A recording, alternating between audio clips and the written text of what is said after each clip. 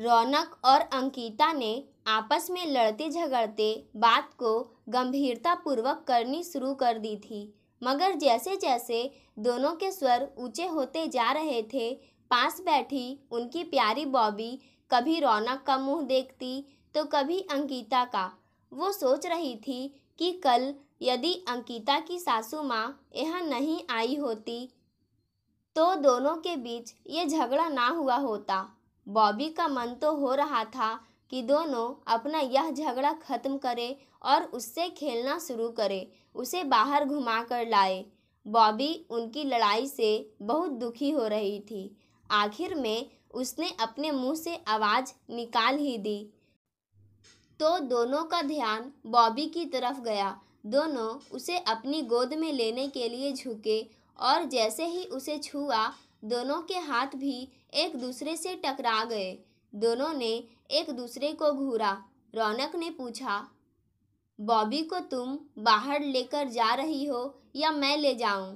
मैं लेकर जाऊंगी अपनी बॉबी को। आओ बेटा, कहकर अंकिता बॉबी को बाहर घुमाने ले गई। बॉबी एक प्यारी सी डॉगी थी जिसे दोनों खूब प्यार करते थे। बॉबी को घुमाते घुमाते उसने अपनी मम्मी शोभा को फ़ोन मिला दिया और रौनक की जी भरकर शिकायत की।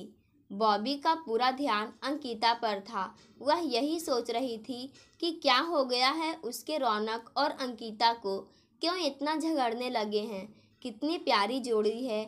आज बॉबी को दोनों की लड़ाई से बहुत दुख हो रहा था। उसका मन घूमने में भी नहीं लग रहा था। फिर उसे रौनक का ध्यान आया। वह भी घर पर अकेला होगा, उदास होगा, तो बॉबी ने घर की तरफ चलने का इशारा किया। अंकिता ने फ़ोन रखते हुए कहा, बॉबी क्या हुआ इतनी जल्दी? तू भी रौनक की तरह आलसी हो गई है क्या? बॉबी क्या जवाब देती। पशु रूप में जन्म लिया था तो कैसे कहे किसी को अपने मन की बात। वह तो जो प्यार करते हैं, बॉबी उसकी हर बात और इशारा समझ लेती है मगर बोल नहीं पाती। बॉबी सुस्त कदमों से घर की तरफ चल दी। रौनक लैपटॉप पर अपना काम कर रहा था। अंकिता ने कहा, बॉबी सुस्त है कुछ। रौनक ने तुरंत लैपटॉप बंद कर दिया और बॉबी को गोद में उठा लिया। बॉबी, बच्चे क्या हुआ? बोलो, बॉल से खेलना है ना? बॉबी ने पूंछ हिलानी शुरू कर दी और भागकर अपनी बॉल मुंह में दबाकर उठा लाई। घर के आंगन में फिर रौनक बॉल फेंकता रहा। बॉबी भाग भाग कर बॉल लाती रही। वहीं कुर्सी पर बैठी अंकिता बॉबी को देखती रही। फिर रौनक ने अंकिता की तरफ देखकर पूछा, डिनर में क्या है? मेरा कुछ बनाने का मूड नहीं है। कल ऑफिस में एक मीटिंग है, मुझे उसकी तैयारी करनी है। तुम ही कुछ बना लो। रौनक ने अंकिता को घूर कर देखा तो अंकिता गुस्साते हुए बोली, घूर क्या रहे हो? जैसे तुम काम करते हो वैसे मैं भी करती हूँ। तुम्हारी माँ अभी परसों यही कहकर गई है ना कि मुझे कुछ नहीं आता। मैंने तुम्हें परेशान कर रखा है और यह सब तुम आराम से बैठकर सुनते हो। कभी उन्हें एक जवाब तक नहीं देते कि वे मुझसे गलत व्यवहार ना करें। अब तुम सचमुच मुझसे परेशान हो ही जाओ, मुझे कोई चिंता नहीं। अंकिता ने अपना गुस्सा जाहिर किया। अरे चुपचाप ना सुनता तो और क्या करता? माँ से बहस करके जोरों का गुलाम कहलाऊं? तुम भी तो उन्हें हर बात का जवाब देती हो, कभी चुप नहीं रहती। तुम ही चुप हो जाओ तो बात आगे नहीं बढ़ेगी। दोनों की बहस सुनकर बॉबी फिर से एक तरफ खड़े होकर दोनों का मुंह देखने लगी। वो समझ गई कि दोनों फिर शुरू हो गए और सचमुच फिर इतनी लड़ाई हुई कि सिर्फ बॉबी के लिए उठकर अंकिता ने खाना बनाया और खुद भी कुछ नहीं खाया और रौनक भी भूखा ही रह गया। बॉबी ने भी जब कुछ नहीं खाया तो दोनों समझ गए, जानते थे कि हमेशा बॉबी के साथ ही बैठकर खाते हैं। आज बॉबी भी उनके बिना नहीं खा रही है। बॉबी को खिलाने के लिए अंकिता ने फिर अपने और रौनक के लिए बस नूडल्स बनाई। रौनक और अंकिता के प्रेम विवाह को 1 साल ही हुआ था। दोनों मेरठ में ही रहते थे। दोनों अच्छे पदों पर काम कर रहे थे। अंकिता विजातीय थी, इसीलिए रौनक के पेरेंट्स उसे पसंद नहीं करते थे। इसलिए रौनक ने यह घर अलग ले लिया था। तब भी उसकी मम्मी प्रतिभा आए दिन उनके घर आती और अंकिता को खूब सुना कर जाती। अंकिता जबरदस्त फेमिनिस्ट थी। उसके विचार प्रतिभा से बिल्कुल मेल नहीं खाते। अपनी बात को दमदार तरीके से कहने का उसका स्वभाव प्रतिभा को कतई मंजूर नहीं था। अंकिता के पेरेंट्स दिल्ली में रहते थे। वे भी इस विवाह से ज़्यादा खुश नहीं थे। दोनों की जोड़ी देखकर अगर घर में कोई खुश होता तो वह थी बॉबी, जो एक पशु होते हुए भी सबके दिल की बातें महसूस करती, सबको प्यार करती थी। पशु कई मायने में सचमुच इंसानों से बेहतर होते हैं। किसी ने कहा भी है कि अगर इंसान पशुओं के थोड़े बहुत गुण अपना ले तो दुनिया बहुत खूबसूरत हो जाए। बॉबी को रौनक अपने दोस्त से लाया था और रौनक और अंकिता की जान थी बॉबी। दोनों के बीच लड़ाई का कारण दोनों के पेरेंट्स थे। बॉबी का मन करता कि वह दोनों को समझाए कि इस मामले में अपने पेरेंट्स को इग्नोर कर दे और आपस में खुश रहे। बॉबी तो शादी से पहले उन दोनों के रोमांस की भी गवाह भी थी।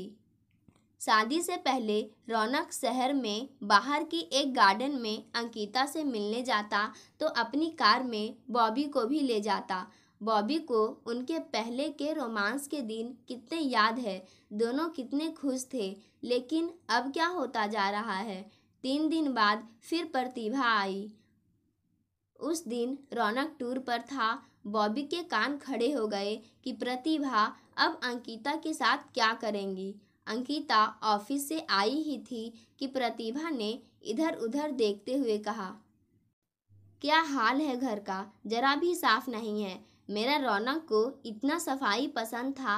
अंकिता ने अपने आप को शांत रखते हुए कहा, अब घर ठीक करूंगी मम्मी जी, सुबह टाइम नहीं मिलता है, ऑफिस जल्दी पहुंचना था आज। आप बैठिए, मैं जरा बॉबी को बाहर ले जाऊं। बेचारी सारा दिन अकेली रही है घर में, कहकर अंकिता बॉबी को लेकर बाहर चली गई। बॉबी ने महसूस किया कि अंकिता बहुत थकी और उदास है। बॉबी को दुख हुआ कि ये कैसे पेरेंट्स हैं जो बच्चों के जीवन में क्लेश करके खुश होते हैं। थोड़ी देर बाद प्रतिभा चली भी गई, मगर जाते जाते हिदायत दे गई, वैसे तो तुम सुनती नहीं किसी की, पर ऑफिस जाती हो तो इसका मतलब यह नहीं कि घर की देखभाल ना करो। पता नहीं क्या सोचकर रौनक ने तुमसे शादी की। अंकिता को गुस्सा आ गया, बोली, आपको हमारा घर नहीं पसंद तो फिर ना आया करे। रौनक को वहीं बुला लिया कीजिए। हमारा घर तो साफ ही रहता है। आपके अलावा किसी ने कभी नहीं कहा कि हमारा घर साफ नहीं रहता। सुबह काम वाली आकर घर साफ करके जाती है, पीछे पूरा दिन बंद रहता है। कहाँ गंदा है घर, और अगर है भी तो हम खुश हैं। प्रतिभा को यह जवाब बर्दाश्त नहीं हुआ। वो चिल्लाकर बोली, अब तू देख मैं क्या करती हूँ। प्रतिभा के जाने के बाद अंकिता बेड पर लेटकर रोने लगी। बॉबी से देखा नहीं गया। उसके हाथ पैर सब चाट डाले, कूं कूं करके जैसे उसे तसल्ली दी। फिर खुद भी उदास मन से अंकिता के पैर के पास लेट गई। अंकिता को बॉबी के पास होने से बड़ा सहारा महसूस हुआ। फौरन सब बातों से ध्यान हट गया और बॉबी के बारे में सोचने लगी कि कितना प्यार करती है। दोनों को सारी बात समझ जाती है। मन ही मन यह सोचकर अंकिता को हंसी आ गई कि काश सासू माँ बॉबी से आधा भी प्यार दे देती तो जिंदगी कुछ आसान हो जाती। वह उठकर बॉबी से लिपट गई। बॉबी तू कितनी प्यारी है, चल खाना खाते हैं फिर खेलेंगे। बॉबी तो यह सुनकर बेड से कूदकर किचन की तरफ दौड़ पड़ी और अंकिता भी उसे पुचकारती हुई खाना लगाने लगी। अंकिता हैरान थी। रौनक टूर पर है, पर ना उसका फ़ोन उठा रहा है, ना खुद फ़ोन कर रहा है। बस एक मैसेज लिख दिया है कि मैं ठीक हूँ, आकर बात करूँगा। रौनक जब टूर से लौटा तो उसका मूड बहुत खराब था, पर बॉबी को गोद में उठाकर प्यार जरूर किया। दोनों में से जो भी बाहर से आता पहले बॉबी से ही मिलता, उसे खूब दुलारता। बॉबी जैसे दोनों के जीवन का सबसे जरूरी हिस्सा थी। फिर कुछ देर बाद रौनक अंकिता पर विफर पड़ा और कहा, तुमने मेरी मम्मी की इंसल्ट की हो। जानती तो हो कि मैं उनके खिलाफ कोई भी गलत बात बर्दाश्त नहीं करूँगा। वे फ़ोन पर कितनी रोई। तुमने उन्हें यह कहा है कि आप यहाँ ना आया करें। रौनक का मूड बुरी तरह खराब था। अंकिता ने पूछा, तुम्हें कभी नहीं लगा कि वे गलत बात करती हैं? अगर करती भी है तो मेरी मम्मी है, पर मैं किसी की भी गलत बात हमेशा ही तो बर्दाश्त नहीं कर सकती। तुम्हें पता है कि तुम्हारे पीछे आकर मुझे क्या क्या कहती है? तुम जानते हो उन्होंने मुझे अपनाया ही नहीं है, फिर तो तुम्हें और ढंग से उनके साथ रहना चाहिए। मुझसे नहीं होगा तो मैं भी ऐसे नहीं रह सकता कि मेरी मम्मी यहाँ आकर दुखी हो। ठीक है, मैं अभी चली जाती हूँ।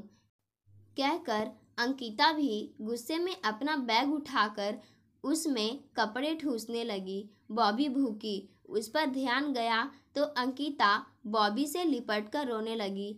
चल बॉबी, कहीं और रहेंगे, यहाँ माँ बेटे को रहने दो। रौनक गुस्से से बोला, बॉबी क्यों जाएगी कहीं? यह मेरी बॉबी है। नहीं, बॉबी को मैं ले जाऊंगी। मैं इसके बिना नहीं रह सकती। जैसे मेरे बिना रहने जा रही हो, इसके बिना भी रह लेना। नहीं, मैं बॉबी को लेकर जाऊंगी। कम से कम यह तुम्हारी माँ की तरह मुझसे चिढ़ती तो नहीं है। इस घर से कुछ ही दूर पर अंकिता का एक छोटा सा घर था, जिसमें वह शादी से पहले रहती थी। वैसे तो शादी होते ही अंकिता ने उसे किराए पर दे दिया था, पर इन दिनों वह घर खाली था। रौनक भी जानता था कि अंकिता वहीं जा सकती है। वह सोच रहा था कि अभी आ जाएंगी जब अपनी गलती महसूस होगी। बॉबी कभी रौनक की पैंट खींचती, कभी अंकिता का बैग पकड़ती, पर निरीह सी कुछ कर नहीं पाई। मायूस आंखों के आगे दो प्यार करने वालों को अलग होते देखती रही और अंकिता के पीछे पीछे चलकर उसके साथ जाने लगी तो रौनक ने आवाज़ दी, बॉबी इधर आओ। नहीं जाना है। बॉबी वापस रौनक की तरफ मुड़ गई। अंकिता ने पलटकर रौनक को देखा तो वह अंकिता की तरफ अकड़ और विजयी भाव से देखने लगा। फिर अंकिता अकेली चली गई। पर उस रात जब बॉबी ने कुछ भी नहीं खाया, गेट के पास बैठकर अजीब अजीब सी आवाज़ें निकालने लगी तो रौनक उसे अपने साथ बेड पर लिटाकर उससे खेलने लगा, पर बॉबी चुपचाप बैठी रही। रौनक खाना खाने बैठा तो बॉबी ने उसकी तरफ देखा भी नहीं और गेट के पास जाकर भूखने लगी। रौनक ने उठकर गेट खोल दिया तो सीधे अंकिता के घर जाकर जोर जोर से भूखने लगी। बॉबी इस घर को खूब पहचानती थी। अंकिता ने उसे आया देखा तो खुशी के मारे उसकी आंखें भर आई। तुरंत उसे गोद में उठा लिया, खूब प्यार किया। बॉबी भी उसकी गोद से उतरने को तैयार नहीं थी। अंकिता बहुत खुश हुई। उसने अपने लिए अभी बाहर से खाना मंगवाया था। उसने बॉबी को अपने साथ खिलाया। खाना खाकर अंकिता के साथ टाइम बिताकर बॉबी अपने आप रौनक के पास आ गई और आराम से ज़मीन पर नीचे अपने बेड पर लेट गई। रौनक और अंकिता को यह अंदाज़ा तो बिल्कुल नहीं था कि इस बात पर आपस का झगड़ा इतना बढ़ जाएगा कि तलाक की नौबत आ जाएगी। पर अब मामला गंभीर था। अंकिता के पेरेंट्स ने उसे थोड़ा एडजस्ट करने के लिए समझाया, पर अंकिता को बार बार सासू माँ के कटु ताने और रौनक का उनको कुछ भी ना कहना अब सहन नहीं था। तलाक की बात भी प्रतिभा ने ही फ़ोन पर अंकिता से की। कहा, तुम्हारा गुजारा मेरे सीधे साधे बेटे के साथ नहीं होगा। उसे तलाक लो और उसे चैन से रहने दो। अंकिता ने कहा, मैं तैयार हूँ, कर लो अपने बेटे को आज़ाद। प्रतिभा ने छल कपट से उन दोनों के बीच तलाक की प्रक्रिया शुरू करवा दी थी। रौनक के पिता नहीं थे। घर में माँ बहनों की जिदों का बोलबाला था। बॉबी दुखी थी, एक घर से दूसरे घर भटकती रहती। दोनों का प्यार चाहिए था उसे। वह किसी बच्चे से कम नहीं थी। जैसे एक बच्चे को अपने माता पिता दोनों का साथ और प्यार चाहिए होता है, वही बॉबी को चाहिए था। और यह दोनों भी देख रहे थे कि बॉबी अब पहले की तरह खुश नहीं रहती। अपनी मनपसंद की चीज़ें भी छोड़कर दूसरों के पास पहुंच जाती है। पड़ोस के लोग भी बॉबी को खूब पसंद करते। आसपास वालों को रौनक और अंकिता के अलग अलग रहने की भनक मिल चुकी थी। बॉबी को इधर से उधर जाते देखते तो कोई हंसता तो किसी को उस पर प्यार आता। बॉबी कभी किसी के पास रहती तो कभी किसी के पास। रौनक और अंकिता बॉबी से संबंधित बात मैसेज या फिर फ़ोन पर करते। उनकी बात इस तरह की होती, बॉबी पहुंच गई ना? उसने कुछ खाया था कि नहीं? कल उसे अपने पास रख लेना, मुझे देर होगी। ऐसा नहीं था कि रौनक और अंकिता को एक दूसरे की याद नहीं आती।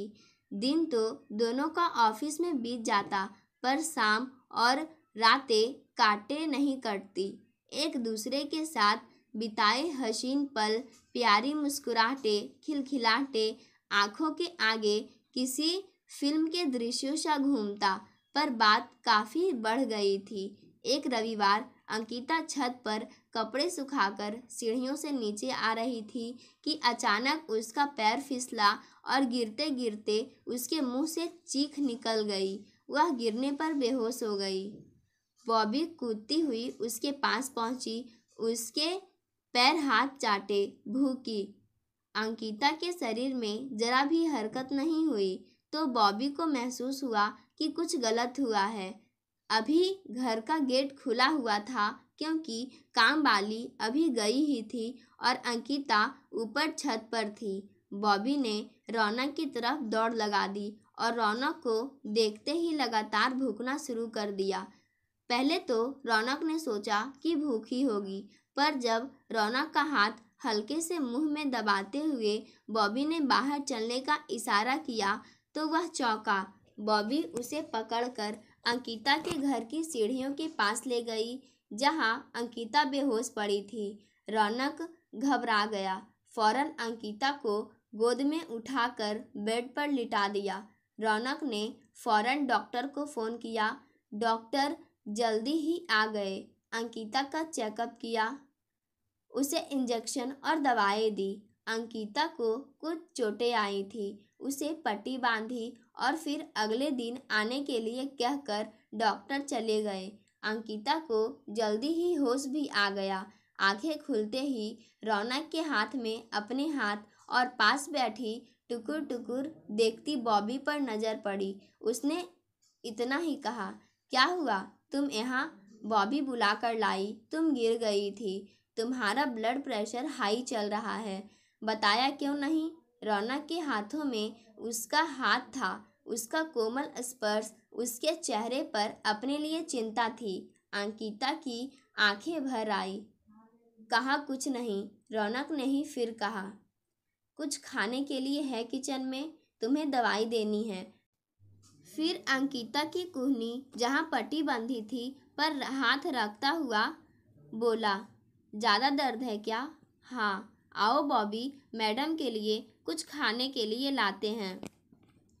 बॉबी रौनक के पीछे लपक कर उठी, पर अंकिता ने कहा, आजा बॉबी, मेरे पास रहो। फिर बॉबी अंकिता के पास आ दुबकी। रौनक हंसता हुआ किचन की तरफ चला गया। दोनों को लगा जैसे बीते दिनों में कुछ हुआ ही नहीं था। दिलों में सोया प्यार जैसे जाग उठा था और ऐसा जागा था कि इस बार की दोनों को लगा जैसे जलते दिल पर शीतल जल की फुहारे सी बरस गई हो। रौनक प्लेट में खाना लेकर आ गया। अंकिता को अपने हाथ से खिलाने लगा। बॉबी खुश होकर भूखी तो दोनों हंस पड़े। अंकिता ने कहा, तुम भी खा लो, मेरे लिए थोड़े ही बना होगा। रौनक इस समय हंसी मजाक के मूड में आ गया था। अंकिता समझ गई कि सुलह का मौका मिला है। वह भी जी नहीं पा रही रौनक के बिना। उसने कहा, तुम कैसे खा रहे हो आजकल? मम्मी की तरफ जाता हूँ तो वहीं खा लेता हूँ, पर बॉबी की वजह से कुछ बनाना पड़ता है, क्योंकि तुम्हारी तरह बॉबी भी मम्मी को पसंद नहीं करती। वहाँ ले गया था तो मैडम ने भूख भूख कर सबकी नाक में दम कर दिया। घर आकर ही शांत हुई। ना वे प्यार करते इसे, ना यह करती है उन लोगों को। पर हमारी तो जान है यह, है ना? अंकिता ने एक ठंडी सांस लेकर कहा, जो इंसान से प्यार नहीं करते वे भला जानवरों से क्या प्यार करेंगे? अब रौनक ने सीरियस होकर कहा, ठीक कह रही हो।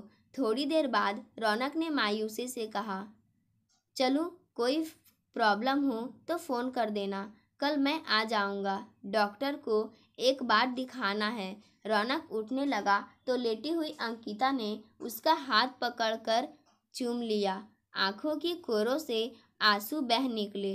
रौनक ने पल भर उसका उदास चेहरा देखा और झुककर उसके होठ चूम लिए। उसके गाल सहलाते हुए कहा, सॉरी अंकिता, मैंने तुम्हारे साथ गलत बर्ताव किया।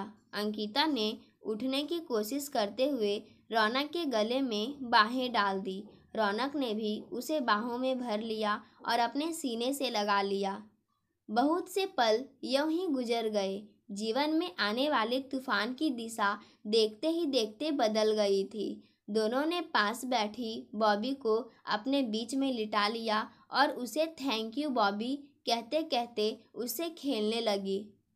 बॉबी कभी रौनक के ऊपर तो कभी अंकिता के ऊपर कूद रही थी। पाठकों, आज की कहानी यहीं समाप्त होती है। धन्यवाद।